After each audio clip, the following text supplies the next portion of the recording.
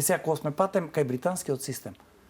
Во британскиот систем нема приватни здравствени институции. Значи е таму националниот здравствен систем контролира се.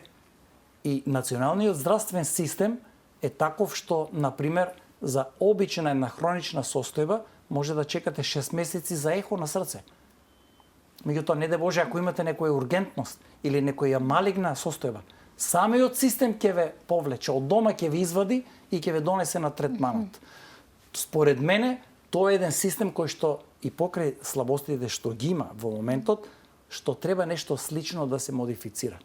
Меѓутоа, на крај на криштата, суштината е во контролата. Значи, државата мора да контролира што се случува и што се прави. И што се плаќа надвор.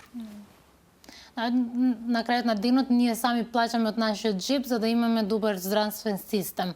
Транспарентноста, отвореноста, вие кажавте дека не може да има држава во држава, но колку лекарите е добро да бидат транспарентни, отворени и достапни за пациентите? Ова е многу важен аспект. Го отвори неодамна и министерот за здравство, кој што е информатичен по професија, и тој вети дека ќе направи таква дигитална трансформација во кој што сите податоци за секој пациент ќе бидат јавно достапни и пред се достапни на сите учесници во здравствениот систем. Значи, пациентот без разлика каде е во тој здравствен систем